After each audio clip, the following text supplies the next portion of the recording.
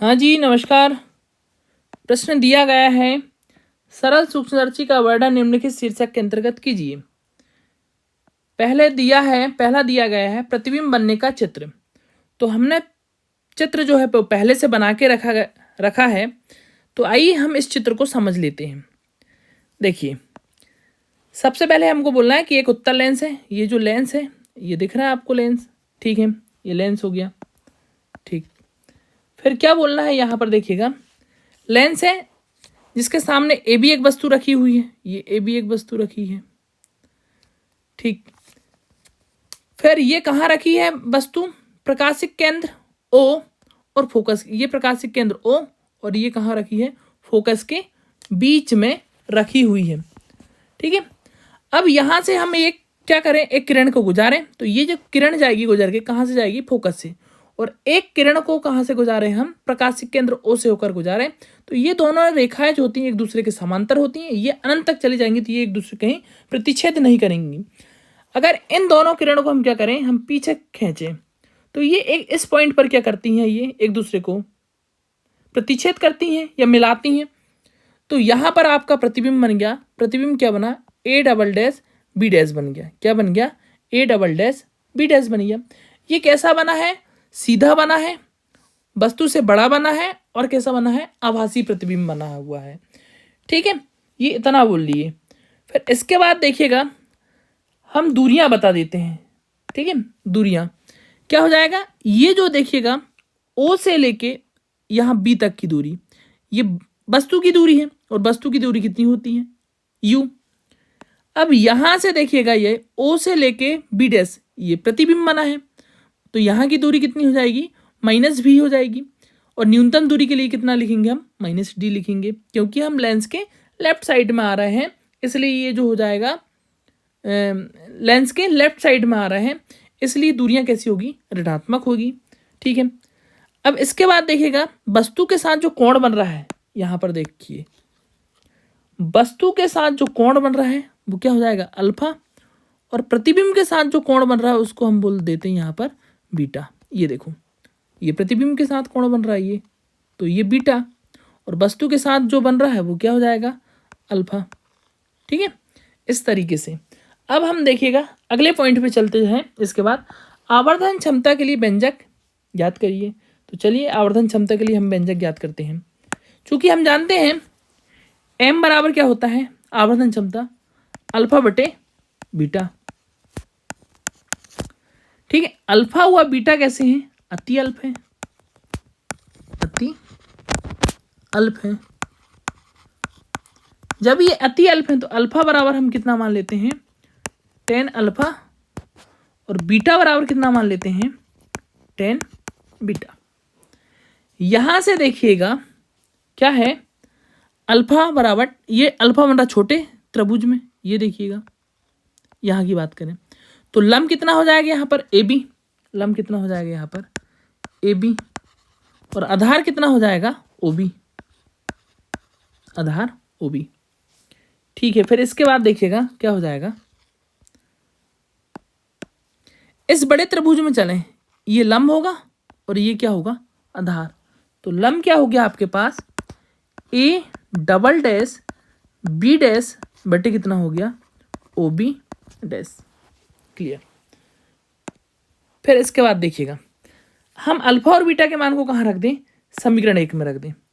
m बराबर alpha का मान है ए बी बटे कितना हो जाएगा? O B. बीटा के मान को हम पलट देते हैं, तो ओ बी डैश कहाँ चला जाएगा? ऊपर। और A double dash B dash नीचे।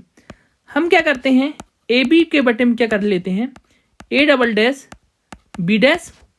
और ओ बी डैश के बटे में क्या कर लेते हैं? ओ बी, ठीक है। इसके बाद देखिएगा m बराबर, ये देखिएगा यहाँ पर क्या होता है, ये देखिएगा A double dash B dash, ये वस्तु के बराबर दिख रहा है। तो यहाँ से चित्र से हम बोल सकते हैं, क्या बोल सकते हैं, चूंकि A double dash B dash जो है वो किसके बराबर में है? ए बी के बराबर में। तो हम यहाँ का क्या कर लेंगे? ए बी बटे A double dash B dash की जगह हम क्या लिख लेंगे? A B. और यहाँ हो जाएगा ओ बी डैश बटे कितना? O B. ठीक है, ये आपके क्या हो गए, कैंसिल। तो m बराबर कितना हो जाएगा, ओ बी डैश बटे कितना, ओ बी। तब m बराबर कितना हो जाएगा, ओ बी डैश की वैल्यू देखो जरा आप लोग, कितना है ओ बी डैश की वैल्यू। ठीक है, यहाँ से देखिए ओ से बी डैश कितना हो जाएगा, ओ से बी डैश हो जाएगा आपके पास माइनस का u है। ठीक है, तो यहाँ मान लिख लेते हैं ये माइनस का u। ठीक है, बटे में देखिएगा ओ से बी डैश की दूरी जो है वो माइनस की डी है। देखो ध्यान से, ये देखो ओ से बी डैश की दूरी, ये दूरी पूछ रहा है। ठीक है, कितनी हो जाएगी ये, माइनस का डी, और नीचे की जो हो जाएगा ओ बी की वैल्यू कितनी हो जाएगी, माइनस का यू। तब ये m बराबर निकल के आ जाएगा, माइनस से माइनस कैंसिल, d बटे कितना हो जाएगा, u। ठीक है, ये निकल के आई आपकी आवर्धन क्षमता। ये हो जाएगा आपका समीकरण 2।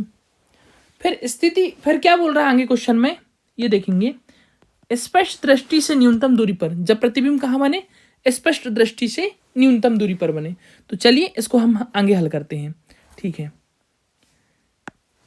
पहली स्थिति क्या बोल रहा है, जब प्रतिबिंब स्पष्ट दृष्टि से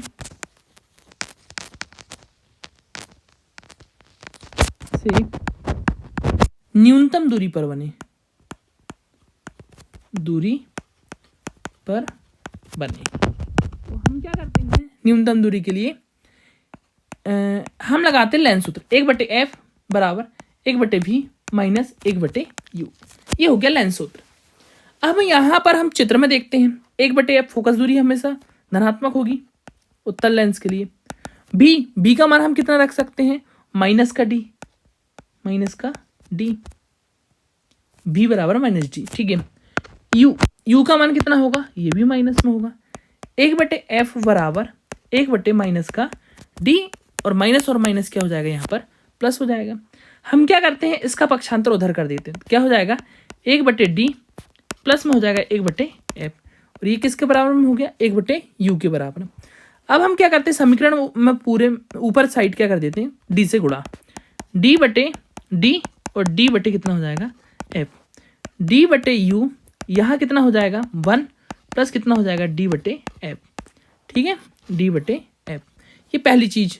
अभी देखिएगा हमारे पास समीकरण दिया था 2, क्या दिया था, m बराबर d/u दिया था, समीकरण 2 दिया था, ये देखिएगा ये दिया समीकरण 2 ये।